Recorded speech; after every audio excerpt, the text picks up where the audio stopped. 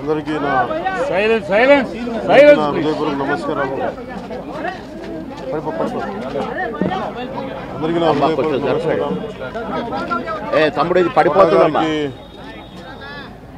మరణం చాలా బాధ కలిగించింది. ఇప్పుడు బాబు మోహన్ గారు కానీ కోటా గారు కానీ ఇద్దరు ఇప్పుడు యాదృచ్ఛికంగా వారు కూడా ఇక్కడ ఉండటం జరిగింది.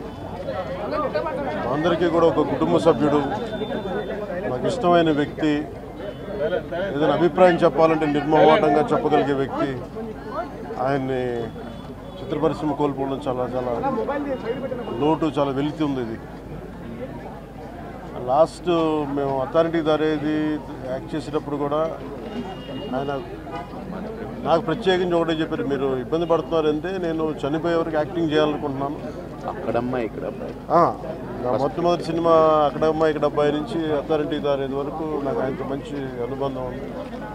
ఇప్పుడు 10 మంది బాగును ఆకాంక్షించేవాళ్ళు. ఆయన ప్రత్యేకించి నేను అడిగాను, మీరు ఇంత ఈ వయసులో ఇబ్బంది పడలేదు. లేదు, నా కష్టాలను అధిగమించడానికి నాకు నటనే నాకు మరుపుది, నాకు చాలా ఇదిగా చెప్పారు. నాకు బాగా కదిలించేసింది. నాకు అలాంటి వ్యక్తి ఎంతమంది పరిణి చెందిన నటులు ఉన్నా కానీ ఆయన విశిష్టమైన శైలి, గొప్ప నటులు. ముఖ్యంగా బాబు మోహన్ గారు, ఆయన కాంబినేషన్ మటుకు మేమందరం విపరీతంగా ఎంజాయ్ చేసేవాళ్ళం. అలాంటి వ్యక్తి ఈ రోజున మేము కోల్పోవడం నిజంగా చాలా బాధ కలిగించింది. మనస్ఫూర్తిగా వారి కుటుంబ సభ్యులకి మనస్ఫూర్తిగా నా సానుభూతిని తెలియజేస్తూ వారి ఆత్మకి శాంతి చేకూరాలని మనస్ఫూర్తిగా ఆకాంక్షిస్తూ, మనస్ఫూర్తిగా ప్రార్థిస్తూ.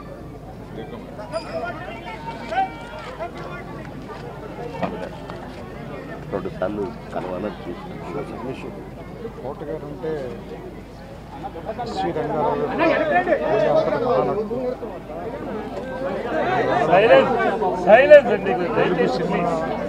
క్యారెక్టర్ నటులు చరిత్ర ముగిసిపోయింది నేను భావిస్తున్నాను.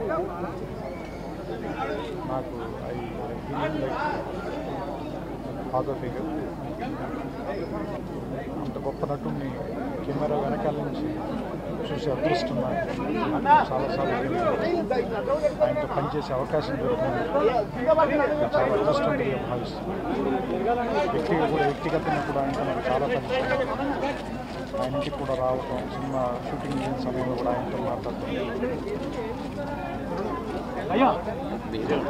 చాలా బాధాకరమైన ఆత్మశాంతి కలిగాను.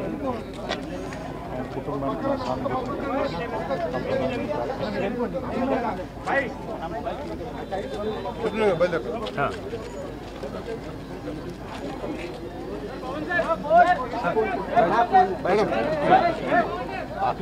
Babu.